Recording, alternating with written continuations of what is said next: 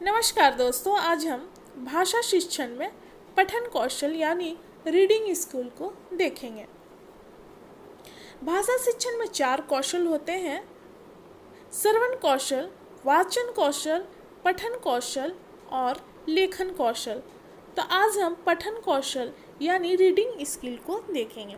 ये reading skill से संबंधित महत्वपूर्ण नोट्स है जिसे हम देखेंगे। पठन यानी रीडिंग लिखित प्रतीकों की एक श्रृंखला को देखने और उनसे अर्थ प्राप्त करने की प्रक्रिया है। यानी कि जो रीडिंग है, लिखी हुई चीज़ को हम देखते हैं और उसका अर्थ ग्रहण करने का प्रयास करते हैं। इस प्रक्रिया को पठन क्रिया के रूप में जाना जाता है। यानी लिखित चीज़ को हम देखकर अर्थ समझते हैं और उसके बाद पढ़ते हुए आगे बढ़ते हैं।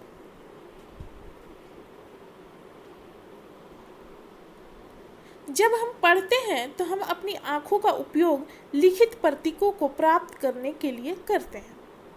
यानी जब हम किसी भी वाक्य, शब्द, अक्षर को पढ़ते हैं तो हम उस समय अपनी आँखों का उपयोग करते हैं। पठन एक ग्रहणशील कौशल है, इसके माध्यम से हम जानकारी प्राप्त करते हैं। साधारण अर्थ में पठन कौशल से तात्पर्य है लिखित भाषा को पढ़ना। लिखी हुई भाषा को पढ़ना ही पठन कहलाता है, रीडिंग कहलाता है। भाषा कौशल में पठन कौशल का अर्थ है लिखी हुई भाषा को उच्चारित करना तथा भाव को जो अर्थ निकल रहा है उसको ग्रहण करना। अब देखेंगे पठन की कार्यविधि। पठन में पाठक दूसरे व्यक्ति के लिखित भाव एवं विचारों को परिस्थिति एवं प्रसंग से अनुरूप ग्रहण करता है। यानी कि जो पाठक होता है, पढ़ने वाला होता है व्यक्ति, लिखित भाव और विचार जो लिखा गया है उसे ग्रहण करता है।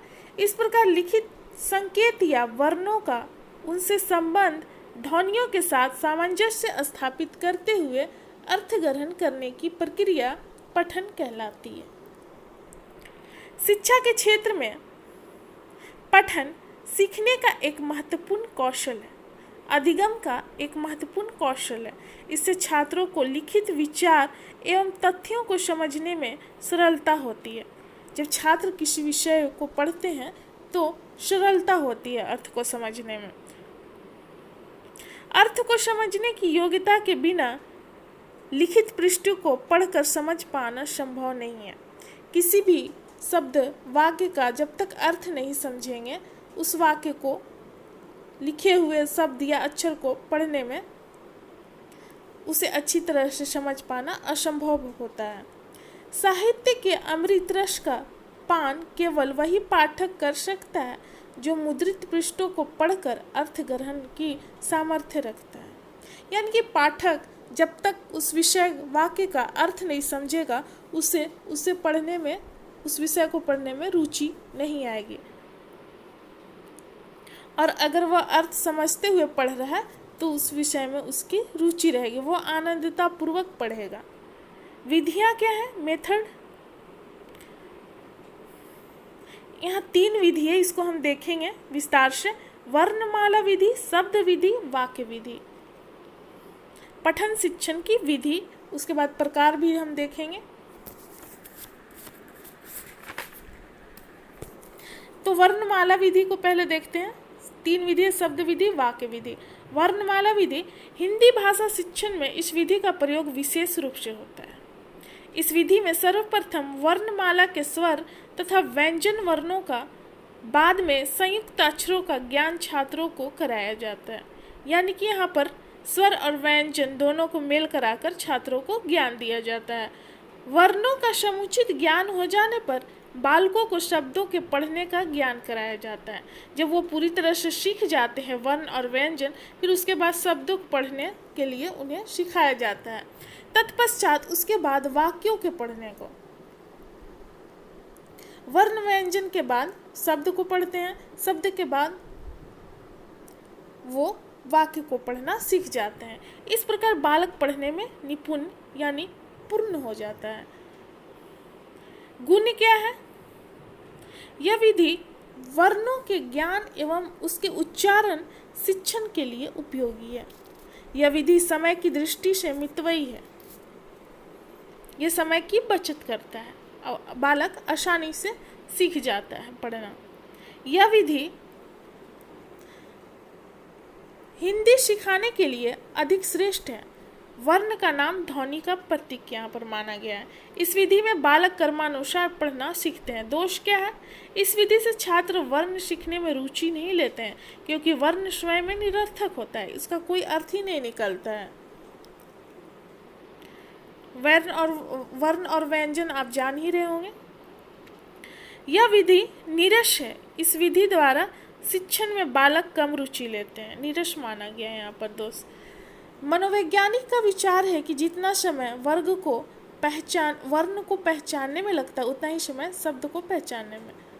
अतः वर्णों का ज्ञान कराना व्यर्थ प्रतीत होता है, क्योंकि दोनों में उतना ही वक्त लगता है, वर्ण में को पहचानने में भी और शब्द को पहचानने में भी। तो इसलिए यहाँ पर बोला गया है कि वर्णों का ज्ञान कराना यहाँ पर व्यर्थ लगता है। वर्ण के समझने के उपरांत शब्द सरल नहीं होता। शब्द समझने के उपरांत वर्ण को समझना सरल होता है।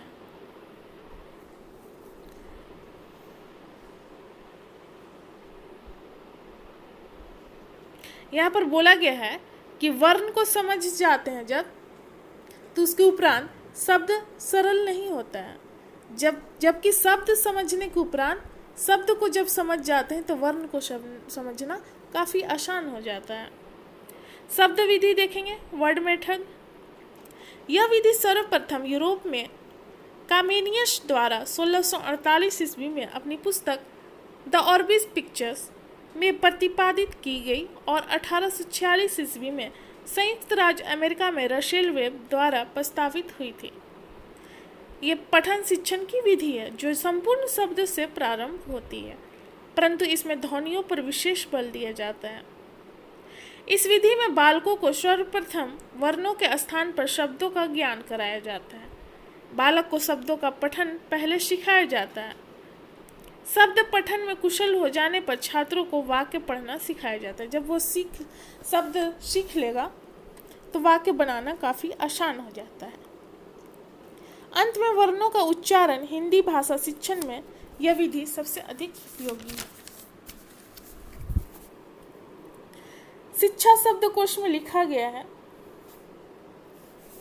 कि शब्द विधि पठन शिक्षण की विधि है जिसमें प्रथमतः शब्दों को पूर्ण रूप में प्रस्तुत किया जाता है और बाद में खंडों में विश्लेषित किया जाता है। इसके गुण निम्नलिखित हैं।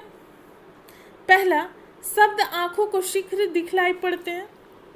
इससे शब्द बालक को वर्ण की अपेक्षा अधिक प्रभावित करते हैं। इससे बालक पठन में शीघ्र कुशल हो जाता है। शब्द को अगर समझने लगता है बालक तो वह पढ़ने में अधिक कुशल हो जाता है, उसे कठिनाई नहीं होती है। अर्थ की दृष्टि से शब्द भाषा की इकाई है। शब्दों के कुछ अर्थ होते हैं, अतः बालक शब्दों को सरलता से सीख लेता है और उनके पठन में भी रुचि लेता है।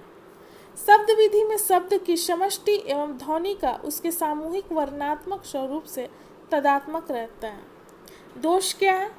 इस विधि में बालक को केवल उन्हीं शब्दों का ज्ञान कराया जाता है शब्द विधि में जो उनके ज्ञान और अनुभव की सीमा के अंदर है। इसका चयन शिक्षकों के लिए दुष्कर कार्य प्रतीत होता है। यहाँ इसको दोष माना गया है। इस विधि में शिक्षक को अधिक कार्य करना पड़ता है। शब्द विधि में वर्णमाला विधि हो गया, शब्द विधि हो गया, और तीसरा वाक्य विधि हम देखते हैं। ये पठन शिक्षण की विधियां हैं। वाक्य विधि सन 1885 में फर्नहम ने पठन शिक्षण के लिए वाक्य विधि को अपनाने का सुझाव दिया था। उनका मत था कि भाषा की वास्तविक इकाई वाक्य है, न कि शब्द और न ही वर्ण।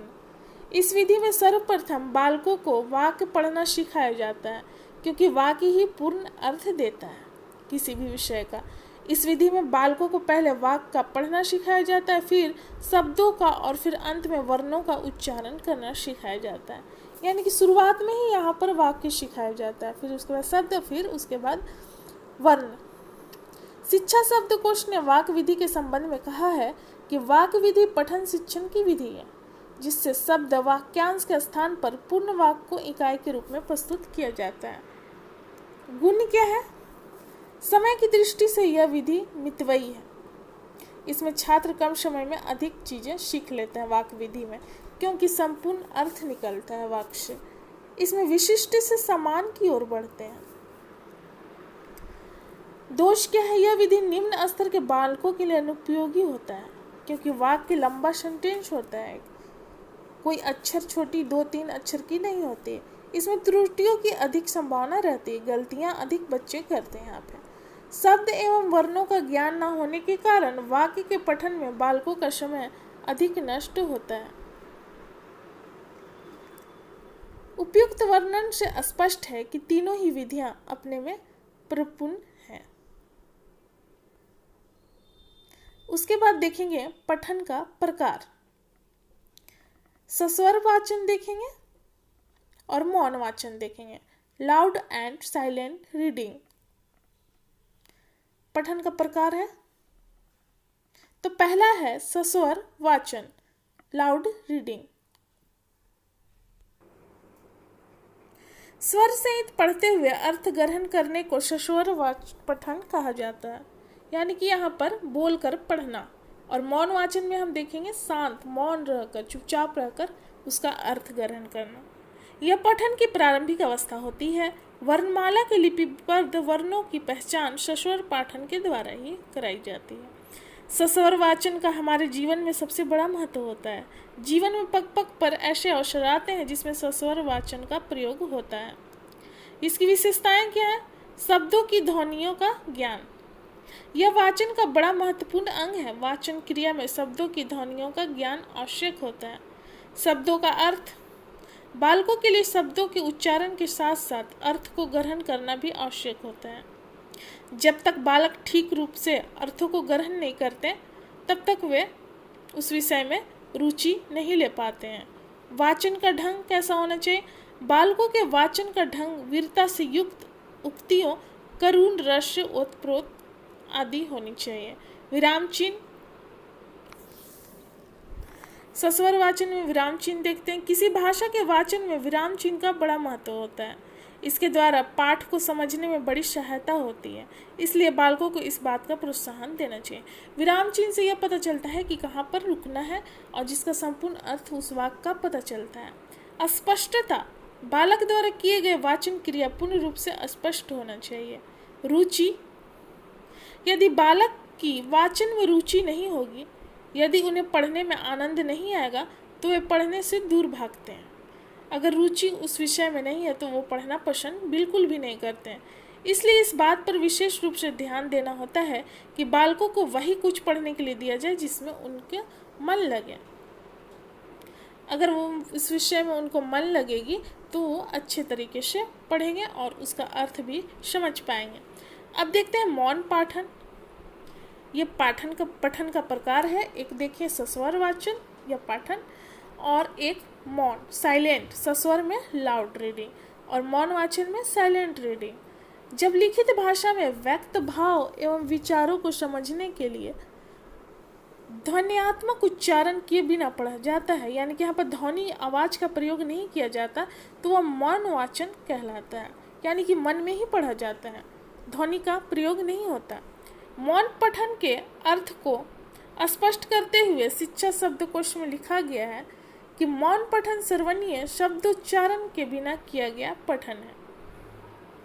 मौन पठन का महत्व देख लेते हैं। हिंदी शिक्षण में मौन पठन, साइलेंट रीडिंग का विशेष महत्व होता है।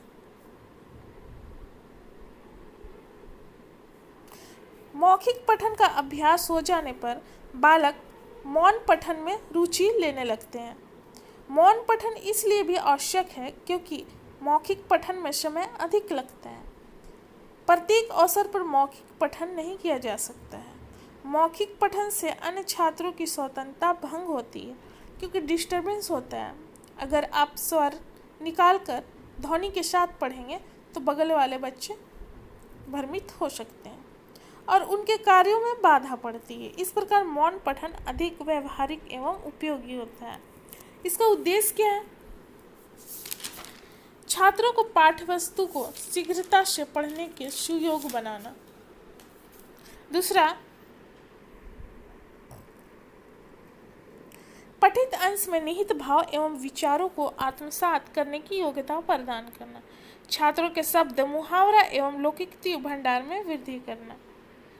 छात्रों को स्वाध्याय के लिए प्रोत्साहित करना और स्वस्थ मनोरंजन एवं आनंदभूति के साथ छात्रों को बौद्धिक विकास देना। छात्रों की हिंदी साहित्य के अध्ययन में रुचि उत्पन्न करना। अब देखेंगे तत्व।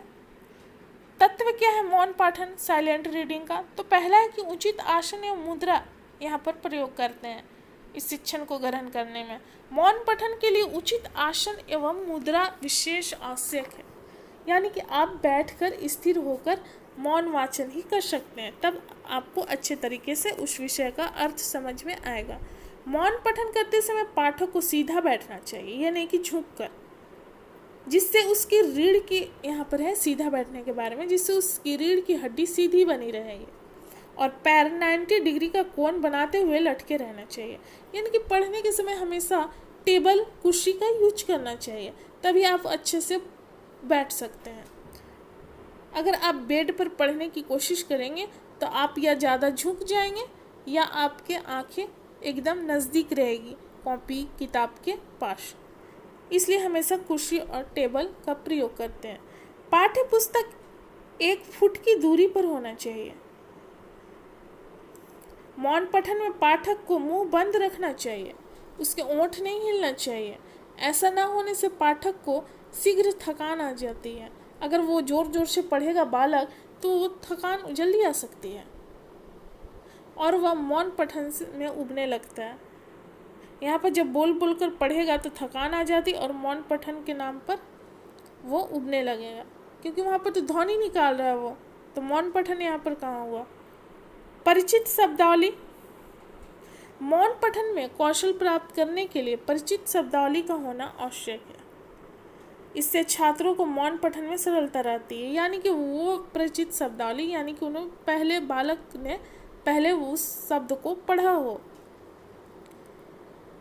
इससे छात्रों को मौन पठन में सरलता रहती है और विषय वस्तु को आत्मसात करने में कठिनाई नहीं होती, वो आसानी से समझ जाते हैं। जब नॉर्मल भाषा लैंग्वेज यूज होती है तो किसी भी विषय को बालक आसानी से समझ जाएंगे। एकाग्रता। मौन पठन के लिए छात्रों में एकाग्रता होना जरूरी है।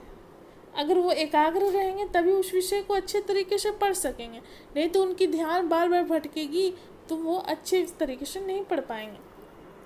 बिना एकाग्रता के मौन पठन में छात्रों को ध्यान विषय वस्तु पर अधिक समय तक केंद्रित नहीं रह सकती है।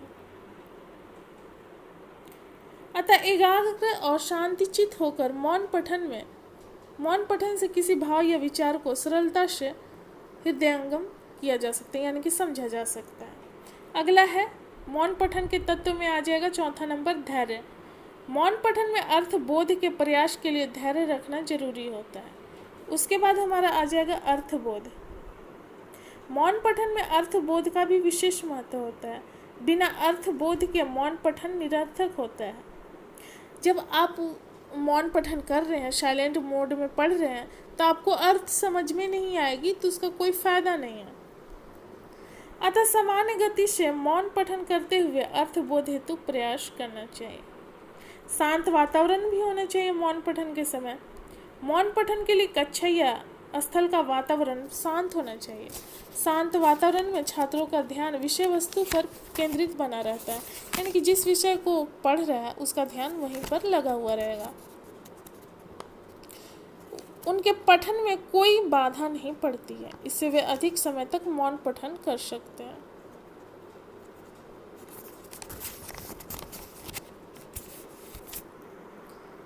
प्रकार देखते हैं, गहन पठन और विस्तृत पठन। गहन में क्या है कि अधिक ध्यान से किसी विषय को गहनता पूर्वक बोला जाता है, यानी कि ध्यान मग्न लगाकर उस विषय को पढ़ना। और विस्तृत में विस्तार से पढ़ना, लंबा चौड़ा। और गहन में पूर्ण ध्यान एकाग्रचित होना चाहिए वहाँ पर। गहन पठन का शाब्दिक अर्थ गहनता से पढ़ना होता है। पाठ्य सामग्री का एक सीमित मात्रा में पठन गहन पठन कहलाता है। इसमें छात्र वर्ण, शब्द एवं वाक्य तक ही अलग ध्यान केंद्रित नहीं करते, वरन पठित समग्र सामग्री का समीक्षात्मक पठन करते हैं, इसलिए इसे समीक्षात्मक पठन भी कहा जाता है। इस प्रकार गहन पठन छात्रों में लिखित सामग्री को शुद्धता से पढ़ने एवं पूर्ण अवबोध के कौशल का विकास करने से संबंधित है। इसकी प्रक्रिया क्या है? गहन पठन की प्रक्रिया में देखते हैं, इसमें हिंदी शिक्षक सर्वप्रथम कक्षा स्तर के अनुरूप यानी कि क्लास के अनुसार सहायक पुस्तक से, जो भी पुस्तक है उनके पास, गहन पठन हेतु पाठ सामग्री का चयन करते हैं। गहन पठन हेतु प्रस्तावित गद्य खंड अधिक विस्तृत नहीं होना चाहिए। जो गद्य खंड होता है अधिक विस्तृत नहीं होना चाहिए। प्रारंभ में एक पृष्ठ ही गहन पठन के लिए पर्याप्त होता है।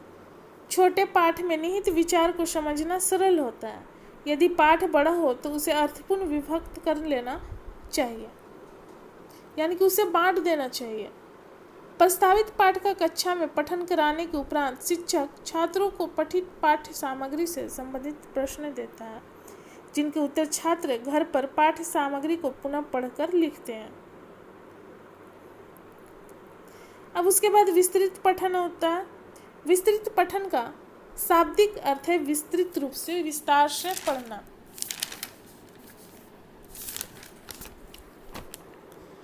विषय वस्तु को आत्मसात करते हुए तेज गति से अधिक पाठ्य सामग्री को व्यापक करके वाचन करना विस्तृत पठन कहलाता है। विस्तृत पठन में छात्रों के पठन की गति अधिक तेज होती है, पढ़ने की गति। इसे द्रुत पठन भी कहा जाता है, क्योंकि ये विस्तार पूर्वक पढ़ते हैं, लंबा चौड़ा होता है विषय। शिक्षा शब्दकोश में विस्तृत पठन के अर्थ को स्पष्ट करते हुए लिखा है कि विस्तृत वाचन अभिव्यक्ति की प्रक्रिया अथवा विशद विवरण की अपेक्षा मुख्य विचार के लिए द्रुत पठन वाचन है।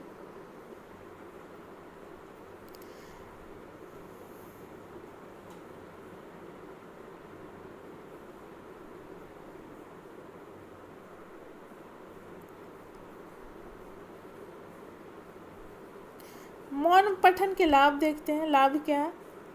मौन पठन द्वारा शीघ्रता से तथा अधिक पढ़ा जा सकता है।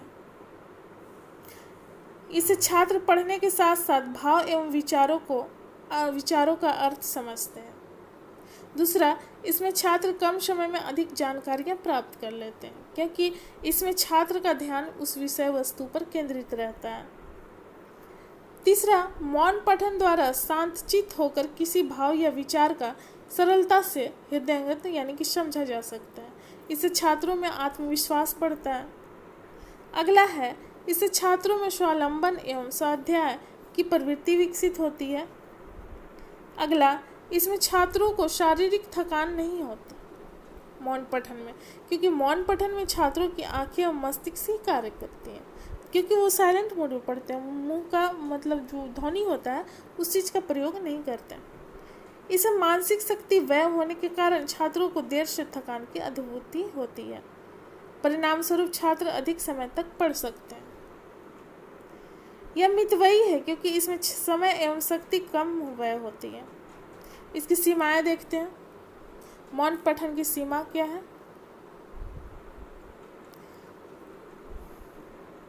प्रारंभिक स्तर पर इसका उपयोग लाभप्रद नहीं है, क्योंकि छात्र ध्वनियों के उच्चारण आदि से समुचित रूप से परिचित नहीं हो पाते हैं।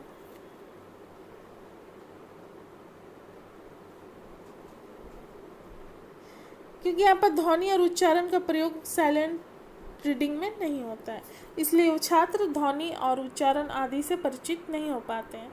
दूसरा है, इसमें छात्रों को उच्चारण व अभ्यास हेतु अवसर नहीं मिलता। मौन पठन में छात्र के पठन की शुद्धता एवं मूल्यांकन भी संभव नहीं है। हिंदी भाषा में यह शब्द बहुधा संधि युक्त एवं समास युक्त होते हैं, अतः कठिन पदों के पठन में छात्रों को जो कठिनाई होती है उसके निदान हेतु मौन पठन के में कोई विकल्प नहीं है। मौन पठन में केवल पाठक ही लाभान्वित होता है, अन्य को इसमें कोई लाभ नहीं होता है, क्योंकि दूसरा कोई कुछ सुनेगा ही नहीं। मौन पठन यानी कि हमारे पास कुछ विषय है तो अपने ही से पढ़ रहे हैं, मन ही मन पढ़ रहे हैं, उसका अर्थ हम ही समझ सकते हैं। अगर सस्वर वाचन रहेगा तो उस विषय का जोर से उच्चारण किया जाएगा जिससे दूसरा व्यक्ति भी समझ सकता है। लेकिन यहाँ पर मौन पठन है। मौन पठन को प्रभावपूर्ण बनाने हेतु सुझाव क्या है?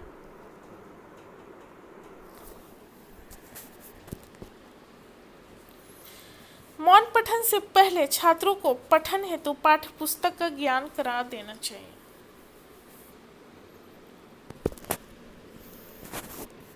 मौन पठन से पूर्व छात्रों को निम्न निर्देश जो होता है दे देना चाहिए। पाठ को शांत पूर्वक एवं एकाग्रचित होकर पढ़ना चाहिए। मुंह से आवाज नहीं निकालनी चाहिए। मौन पठन में छात्रों को मौन वचन का नियमित अभ्यास कराना चाहिए। विस्तृत व्याख्या के पश्चात ही मौन पाठ करना चाहिए। अगला नंबर है